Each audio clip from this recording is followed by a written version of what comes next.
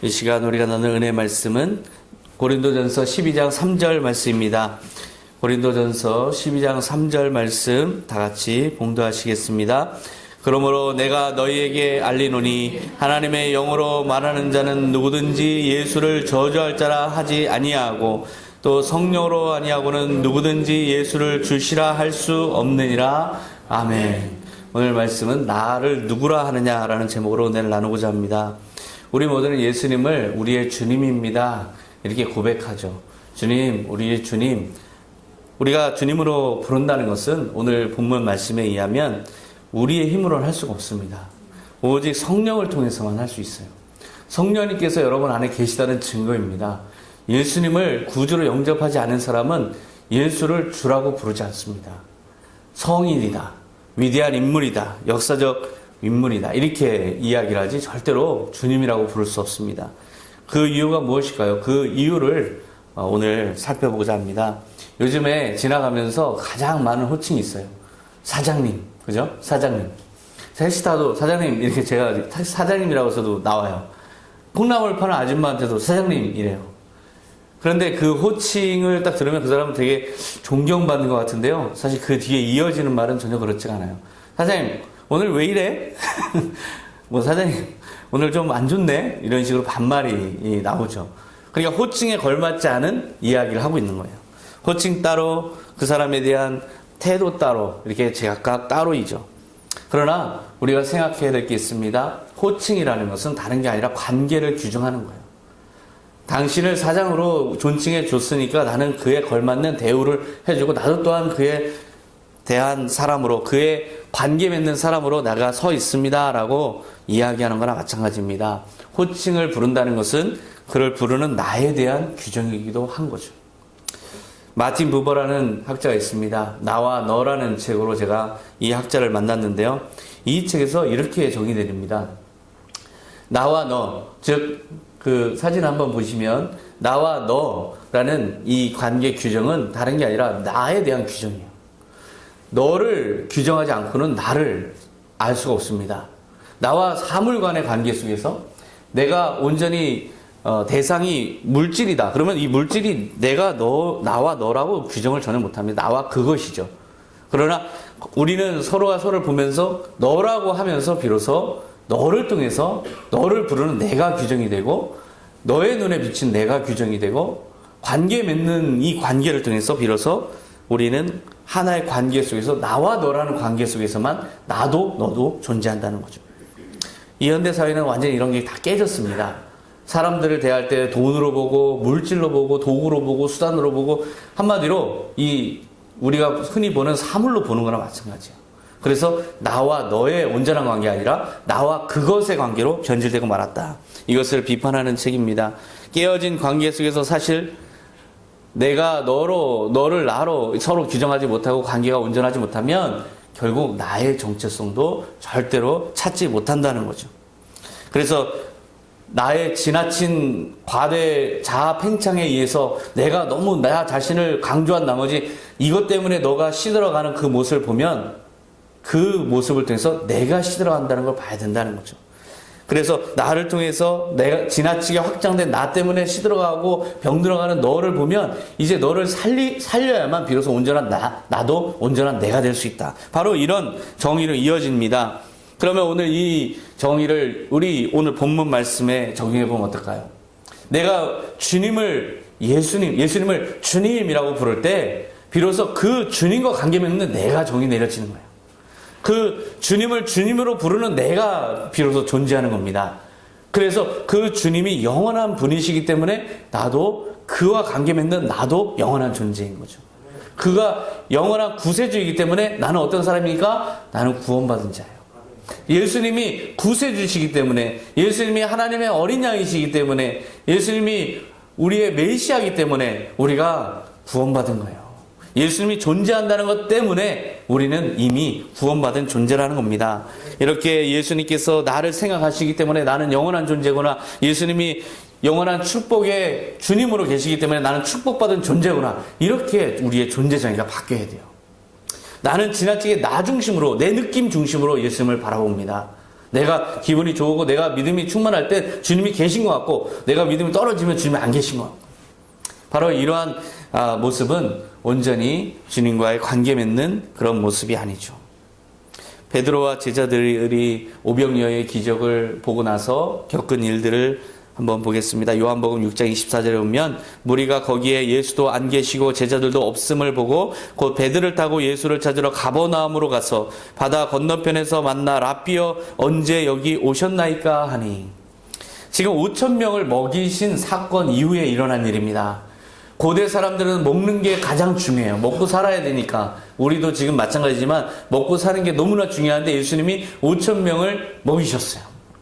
광야에서 아무것도 없는 상황에서 5,000명을 먹이신 이 광경을 보면서 사람들은 이 사람만 따라가면 된다. 이분만 따라가면 된다. 이렇게 생각했어요. 그래서 예수님을 왕으로 삼기 위해서 많이 쫓아갑니다. 예수님이 배를 타고 바다 건너편으로 갔을 때 사람들이 따라와서 거기까지 와서 라삐어 언제 여기 오셨습니까? 이 정도로 예수님을 아주 열렬하게 환호해요. 언제 여기까지 오셨습니까?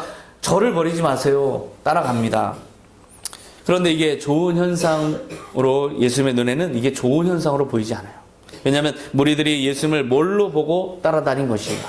예수님을 뭘 보고 따라다닌 것인가? 보리떡과 물고기로 예수님을 지금 보고 있는 거예요.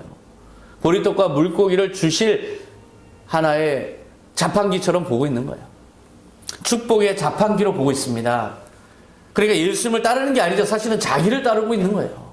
내 욕망을 따르고 있는 거죠. 내가 살기 위해서 나를 사랑하기 때문에 예수님을 따르는 거예요. 예수님을 사랑해서 따르는 게 아니라 나를 사랑하기 때문에 내가 살기 위해서 따르는 거죠. 자기를 보장해 줄 존재로 따르는 겁니다. 우리는 지금 뉴스에서 많은 정치인들이 뇌물을 받고 구속되는 장면들을 보고 있어요. 대통령까지도 지금 뇌물 이 혐의에서 자유롭지 못한 상황인데요. 저는 그렇게 생각해요. 우리나라 정치가 바르게 되려면 누군가 뇌물을 좀 가지고 오면 이 사람, 자네 나를 뭘로 보나? 이 정도로 할 수 있는 사람이 있어야 된다고 생각해요. 나를 뭘로 보고 일어나? 이 정도로 할 수 있는 사람이 있어야 돼요. 내가 한낱 이 국가를 위해서 내가 부름받은 내가 한낱 당신의 이 뇌물을 받고 당신의 입에 돈을 넣어줄 수 있는 나를 그런 존재로밖에 안 보나? 좀 호통을 칠 수 있는 어른이 있어요. 우리나라가 잘 된다고 생각합니다. 그러나 많은 분들이 그렇지가 않았어요. 오히려 뇌물을 가지고 오라고 하고 또 국정원에서까지도 돈을 댕겨서 자기의 사익을 위해서 사취하고 이런 불의한 청지기들의 세상이에요. 누군가가 가모리설로 다가올 때 그래서 참 조심스럽습니다. 나를 뭘로 보고 그러는가? 돈으로 보는가? 먹이로 보는가? 나를 호구로 보는가? 뭐 그런 생각 있잖아요. 그런 모습, 이 모습이 바로 이 무리들의 모습이었어요. 예수님을 그렇게 따른 거예요.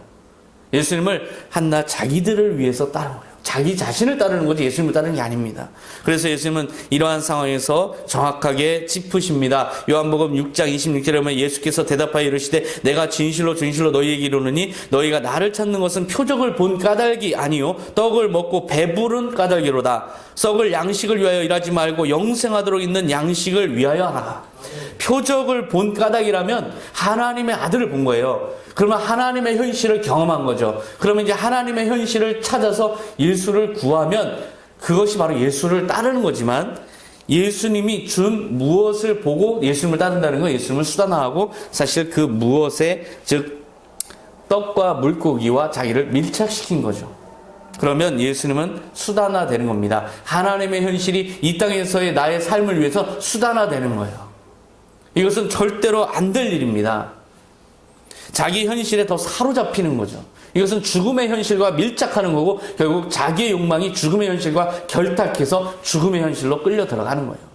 여기는 사단이 지배하는 또는 사단이 아직도 강하게 힘을 발휘하는 영적 전쟁터이지 여기서 성쌓고 천년만년 살 곳이 아닙니다.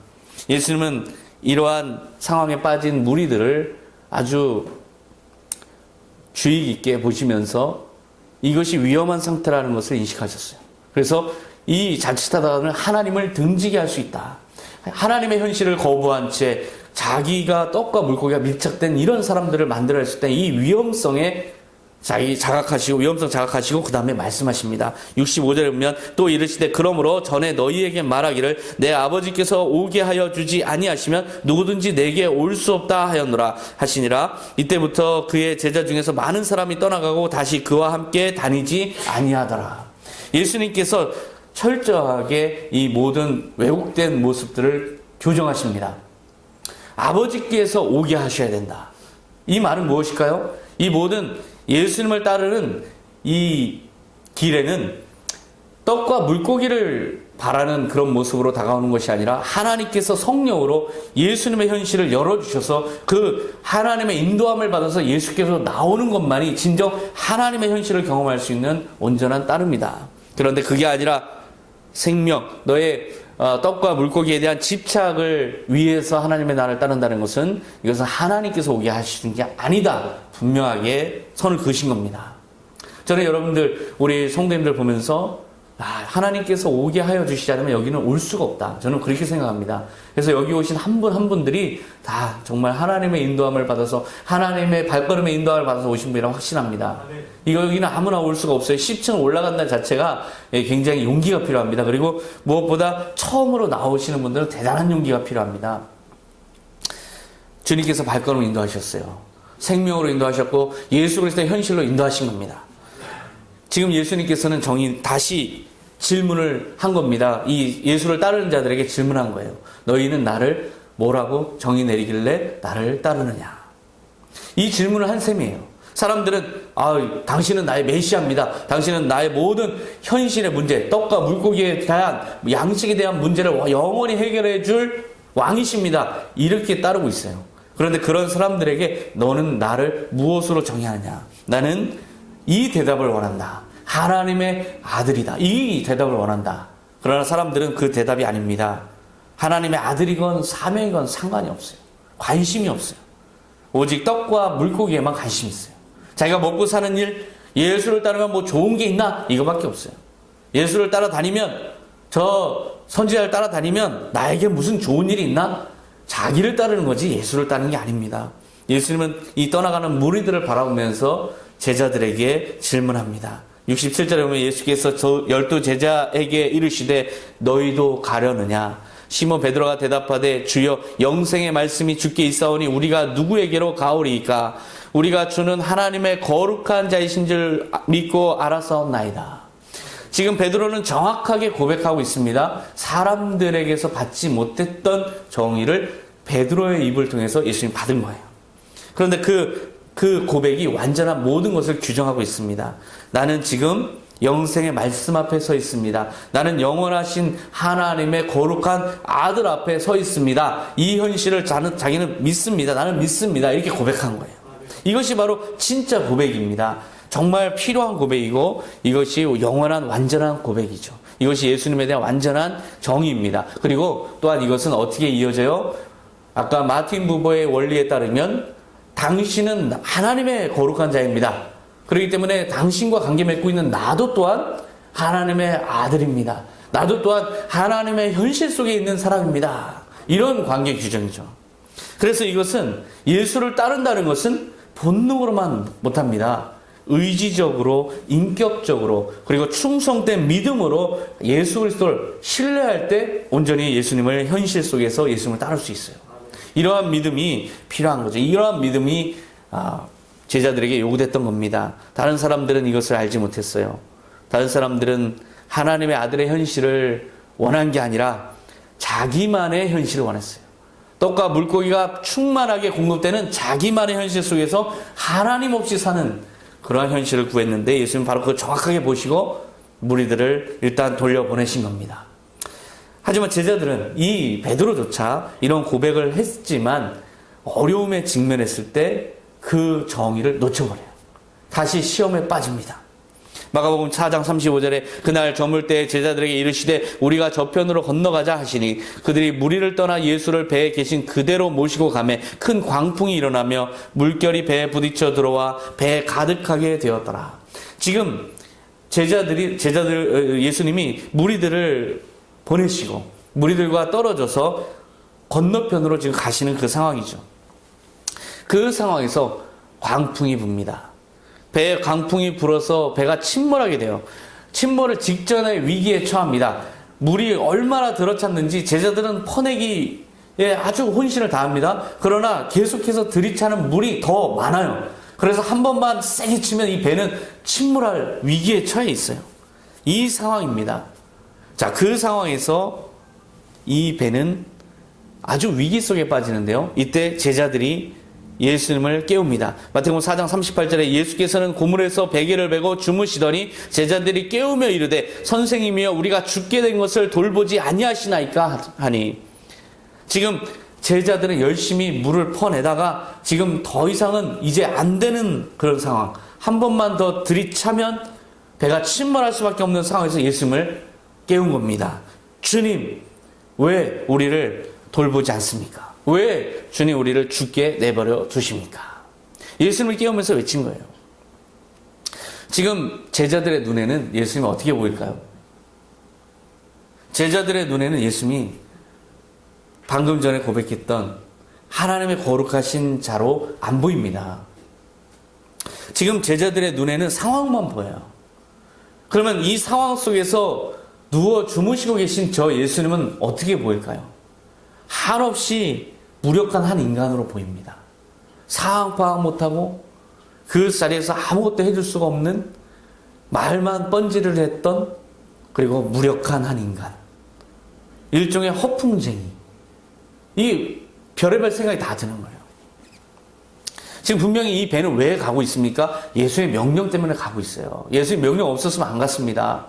무리들 속에서 칭송을 계속 받고 있었죠. 하지만 무리들을 떠나서 가시려는 이 예수님, 진정 그리스도임을 고백하는 자들과 함께 하고자 했던 이 예수님의 명령 때문에 움직이기 시작한 거고, 그리고 예수님은 더더욱이 지금 배에서 주무시고 계세요. 예수님이 그 배에 승선하고 계세요. 함께 타고 계세요. 자, 그럼에도 불구하고 제자들의 눈에는 예수님이 지금 달리 보입니다. 보이는 그대로 보자면 예수님은 참 거추장스러운 한 인간일 뿐이에요. 오히려 저 주무시는 모습이 우리를 조롱하고 있는 것 같아요. 이렇게 사력을 다하는 우리를 보면서 뭔가, 야, 너네들 참 고생 많다, 이러는 뭔가 좀 우리를 조롱하고 있는 느낌입니다. 거기다가 원망스러워져요. 왜냐하면 이렇게 굳이 무리를 마다하지 않고 이렇게 엉뚱한 길을 가지 않으시면 충분히 무리들 속에서 영광 받으시고 아주 편하게, 아주 칭송받으면서 또 자기들의 그 정치적 야망이나 욕망도 실현해 주면서 아주 노는 게 좋은데, 그게 가장 합리적인데 왜 이렇게 이런 길을 선택해서 우리 모두를 죽게 하는가? 그러면서도 잠이나 자고 있는 저 인간은 도대체 뭐 하는 작자인가? 어리석고 한심한 한 인간일 뿐입니다. 예수님에 대한 존재 정의는 까맣게 잊어버려요. 방금 전에 하나님의 거룩한 아들입니다. 이 정의는 어디론가 사라져버립니다. 마가복음 4장 40절에 이에 제자들에게 이르시되 어찌하여 이렇게 무서워하느냐? 너희가 어찌 믿음이 없느냐? 하시니. 바로 이 말씀은 우리가 죽음의 두려움에서 너무 빠져있는 그 모습에 하나님의 아들이 함께하고 있는데 왜 너희는 무서워하느냐? 이렇게 하나님의 아들에 대한 믿음, 영전의 믿음을 강조하신 것 맞습니다. 그런데 또 한 가지가 있어요. 오늘 설교의 포커스에 맞추자면 너희는 도대체 날 뭘로 보았느냐? 바로 그겁니다. 너희는 날 도대체 뭘로 보고 그렇게 두려워하느냐? 그 순간 너희는 나를 하나님의 아들로 보지 않았다. 그 순간 나를 하나님으로 보지 않았다. 그 순간 너희는 나를 하나의 무력한 인간으로 보았다. 이것이 바로 딜레마입니다. 우리가 풍랑 가운데, 삶의 위기 가운데, 낭망하는 가운데 우리는 우리가 주님으로 부르는 주님에게 기도하면서도 우리는 두려움에 사로잡혀서 기도합니다. 주님 살려주세요. 주님 해결해 주세요. 안 그러면 죽습니다. 주님은 전혀 그 기도를 이해할 수가 없어요. 도대체 이해할 수 없는 기도입니다. 주님인데 어떻게 죽는다는 겁니까? 주님한테 기도하면서, 살아계신 주님 앞에 주님을 두고 기도하면서 어떻게 내가 죽는다고 지금 그 죽음에 대한 믿음이 더 강해서 기도를 한단 말입니까? 완전히 넌센스죠.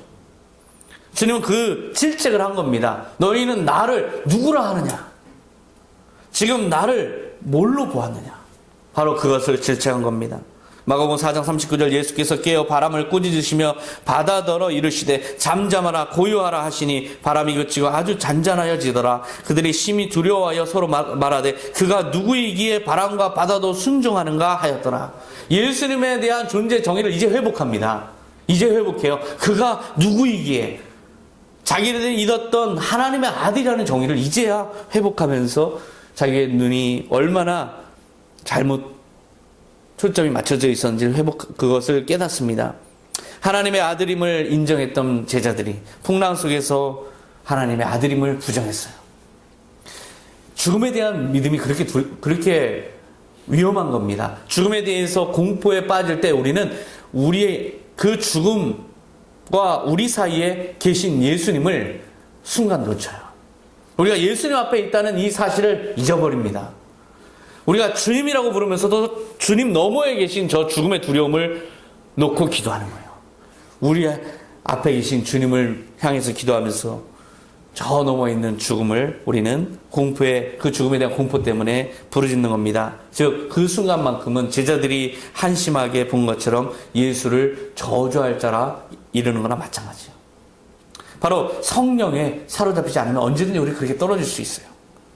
우리가 알고 있는 세례 요한 또한 마찬가지입니다. 요한복음 1장 26절에 요한이 대답하되 나는 물로 세례를 베풀거니와 너희 가운데 너희가 알지 못하는 한 사람이 섰으니 곧 내 뒤에 오시는 그이라. 나는 그의 신발끈을 풀기도 감당하지 못하겠노라 하더라. 예수님에 대한 정의를 완전하게 한 사람이에요. 내 뒤에 오시는 분은 하나님의 아들이다. 세례 요한은 완전하게 예수님의 존재 정의를 했어요. 그리고 예수님도 인정했습니다. 세례 요한은 여자가 낳은 자 중에 최고다.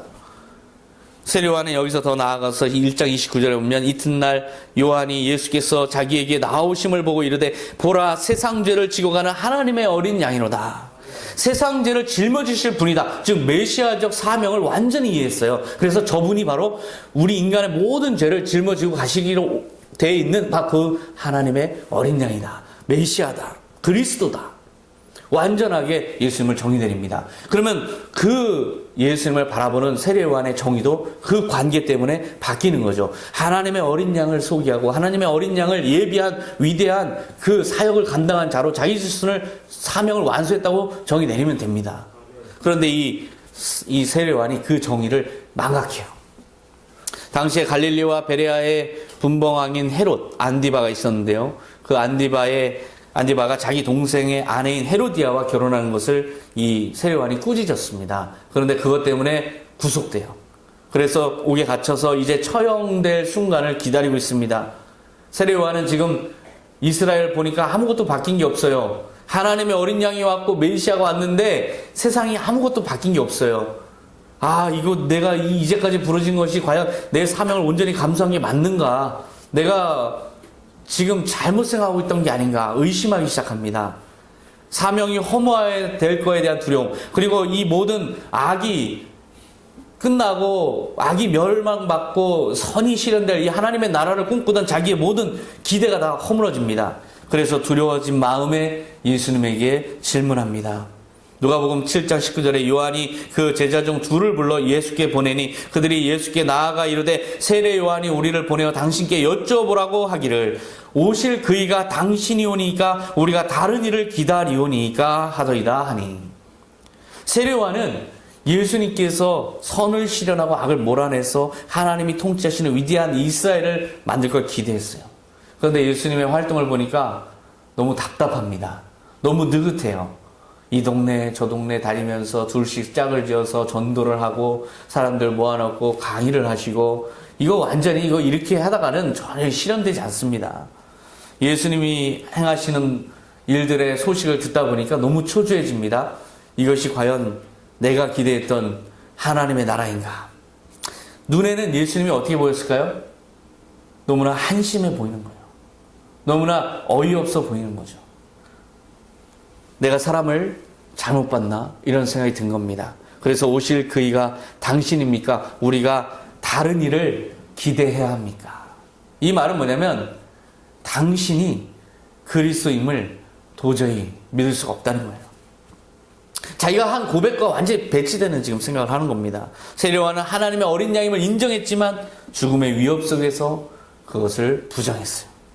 예수를 저주할 자라, 그 순간에는 예수를 저주할 자라 하고 있는 겁니다. 누가복음 7장 22절에 예수께서 대답하여 이르시되 너희가 가서 보고 들은 것을 요한에게 알리되 맹인이 보며 못 걷는 사람이 걸으며 나병한 자가 깨끗함을 받으며 귀 먹은 사람이 들으며 죽은 자가 살아나며 가난한 자에게 복음이 전파된다 하라. 누구든지 나로 말미암아 실족하지 아니하는 자는 복이 있도다 하시니라. 이 모든 걸로 세례 요한에게 내가 바로 그이라 말씀하시는 거예요. 지금 예수님이 무엇을 말씀하고 계십니까? 나를 누구라 하느냐, 이걸 묻고 계신 거예요. 즉 나를 뭘로 보느냐. 자신의 기대와 자신의 이상이 실현되지 않는다고 해서 예수님을 달리 보는 우리의 시각을 반영하고 있어요. 내 기대와 뜻이 지금 당장 실현되지 않으면 예수님이 아닌 걸로 보는 우리의 잘못된 믿음을 지적하는 겁니다. 지금 이 예수님 말씀하신 건 그대로 세례 요한이 예언했던 말씀들이에요. 그리스도가 오시면 이렇게 된다고 얘기했어요. 가난한 자에게 복음이 전파되면 하나님의 나라가 실현되는 겁니다. 그런데 예수님께서 바로 그 언어로 대답하신 거예요. 그렇게 되고 있다. 그렇게 되고 있다. 지금 바로 그 너가 기대한 것 이상으로 넘치게 하나님의 나라가 오고 있다. 누구든지 나 때문에, 나에 대한 너 자신의 판단 때문에 나를 잃어버리지 않는 자가 복이 있다. 이 말씀하신 겁니다. 우리의 날마다 무너지는 관계, 예수님과의 그 관계를 다시 되돌아보게 하는 그런 사건인 거죠. 너희는 나를 누구라 하느냐? 이것이 바로 여러분을 향한 질문입니다. 마태복음 16장 13절에 예수께서 빌립보 가이사랴 지방에 이르러 제자들에게 물어 이르시되 사람들이 인자를 누구라 하느냐? 이르되 더러는 세례 요한, 더러는 엘리야, 어떤 이는 예레미야나 선지자 중에 하나라 하나이다. 예수님을 따라다니던 무리들의 정의예요. 예수님을 따라다니던 무리들은 이 예수님을 하나님으로 본 게 아닙니다. 예수님을 따라다니던 무리들은 예수님을 그냥 이 많은 역사 속에 있었던 선지자 중에 하나로 보는 거예요. 예수님을 통해서 하나님의 현실이 임하지 않습니다. 이것은 예수님에 대한 진정한 정의가 아니죠. 이 정의는 사실 우리의 정의라고 할 수도 있어요. 예레미야나 선지자 중에 하나라 하나이다. 우리의 모든 문제들 속에서 우리가 기도하는 것을 한번 잘 생각해 보세요. 우리의 기도의 응답은 대부분 누가 해결해 주십니까? 우리의 대부분의 기도의 응답은 돈이 해결합니다. 돈으로 안 되면 이제 주님 찾는 거예요. 예수를 뭘로 보는 겁니까? 여러 해결책 중에 원 오브 해결책으로 보는 거예요. 이것은 잘못된 점입니다. 돈이 먼저가 아니에요. 모든 우리의 사람 인맥이 먼저가 아닙니다. 가장 중요한 것은 예수님이 붙잡고 계시고 예수님이 해결해 주시지 않으면 우리는 해결되지 않는다는 믿음을 가져야 돼요. 예수님 우선순위에 둬야 됩니다. 그래서 제자들에게 다시 질문합니다. 마태복음 16장 15절에 이르시되 너희는 나를 누구라 하느냐?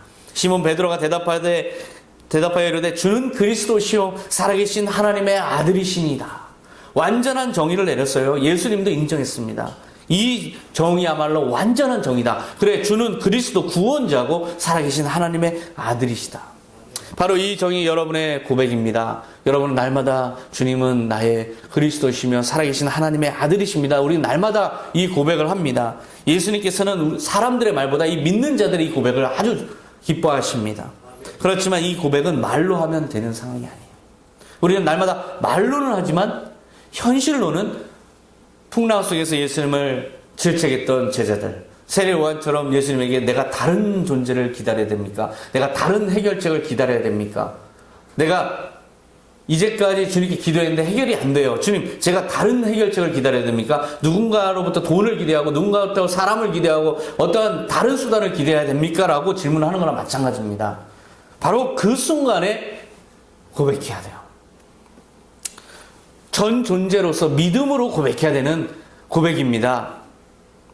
풍랑 속에서 고백해야 돼요. 풍랑에 지금 한 번만 더 내리치면 몰살될 그 위기 속에서 주는 그리스도시요 살아계신 하나님의 아들이십니다를 고백할 수 있어야 됩니다. 바로 이것이 우리의 믿음이어야 돼요. 이것이 바로 진정 주님을 높여드리는 거고 주님의 현실 속에 있는 거고 주님의 현실 속에 있는 자는 같이 침몰하지 않습니다. 하나님이 우리의 인생에 승선하셨어요. 우리 인생에 가는 배, 여러분의 인생이 지금 한 배가 풍랑 속에서 가고 있습니다. 여러분의 인생의 배가 풍랑 속에 가고 있는데 그 배가 캄캄한 어둠 속에서 어떠한 구조선도 만날 수 없는 상황입니다. 그래서 여러분은 그 풍랑 속에서 내 배가 침몰해서 내가 몰살 당할까 두려움 속에 있습니다. 그러나 그 배에 예수님이 타고 계세요. 예수님이 타고 계신 그 배가 왜 침몰합니까? 풍랑 속에서 고백해야 되는 거예요. 주님은 그리스도시요 살아계신 하나님의 아들이십니다. 사망의 음침한 골짜기를 지나면서 고백하시기 바랍니다. 박해를 당하면서 고백해야 돼요. 주님은 그리스도시요 살아계신 하나님의 아들이십니다. 너희는 나를 누구라 하느냐? 이 질문은 예수님이 궁금해서 하신 질문이 아니에요. 예수님은 그런 정의가 필요 없습니다. 언제 하나님이 나를 뭐라 그래? 이렇게 하신 적 없어요.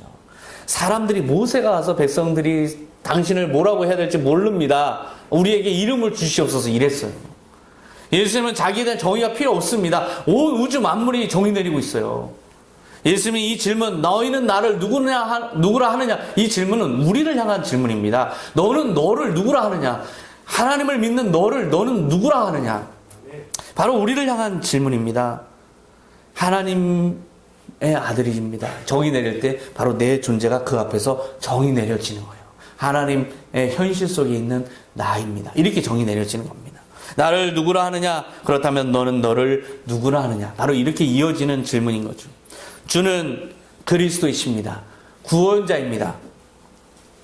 우리가 기도하죠. 주님은 그리스도이십니다. 구원자입니다. 그러니까 나는 어떻게 정의 내려집니까? 나는 구원받은 자입니다. 주님은 살아계신 하나님의 아들이십니다. 우리가 고백하죠. 그러면 나는 어떻게 정의 내려집니까? 나는 예수님의 현실 속에서 영원한 존재입니다. 나는 이걸로 죽지 않습니다로 정의 내려지는 거예요.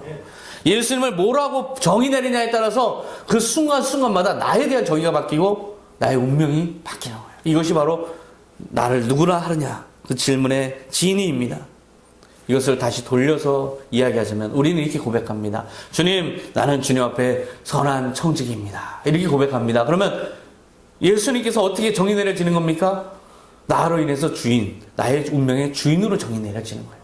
나는 주님 앞에 선한 청지기입니다. 그렇기 때문에 내가 너로 인해서 왕으로 정의 내려지는구나. 바로 우리가 선한 청지임을 고백하는 것은 주님과의 관계 속에서 완전하게 주님의 정의와 일치하는 정의입니다. 우리는 순간순간마다 이 예수님을 놓칩니다. 그때마다 주님은 이렇게 질문하십니다. 나를 뭘로 보고 그렇게 나를 정의 내리고 있느냐? 왜 나를 하나님의 아들로 인정하지 않느냐? 왜 나를 그리스도로 인정하지 않느냐? 그리스도로 말로만 인정하는 것이 아니라 현실 속에서 문제 속에서 풍랑 속에서 나를 인정해야 진짜 믿음이니라. 풍랑 속에서 주님 이곳에 함께 하시는 그리스도이십니다. 이 문제 속에서 풍랑 속에서 죽음의 위협 속에서 망할 위험 속에서 함께 하시는 그리스도이십니다. 살아계신 하나님의 아들이십니다. 우리가 고백할 때요. 풍랑 속에 고백할 때요. 주님께서 말씀하십니다. 내 믿음대로 될지어다. 기도하겠습니다. 하나님 아버지 감사합니다. 우리는 너무나 믿음이 없습니다. 그래서 날마다 내 환경, 내가 보이는 대로만 주님을 정의 내리고 있습니다. 입술로는 주님은 그리스도이십니다. 살아계신 하나님의 아들이십니다. 고백하지만 내 환경 속에서 반응하면서 이 정의를 부정해버립니다. 제자들처럼 예수님을 3번이나 부인한 베드로처럼 우리는 날마다 순간마다 예수님에 대한 정의를 놓칩니다. 그러나 풍랑 속에서 주님을 고백할 수 있는 입술을 되게 하여 주시옵소서. 풍랑 속에서 주님은 그리스도시요 살아계신 하나님의 아들이십니다. 고백할 때 내 믿음대로 될지어다. 주님의 응답이 있습니다. 지금 우리가 그 믿음을 회복하게 하여 주시옵소서. 감사드리며 예수님의 이름으로 기도하옵나이다. 아멘.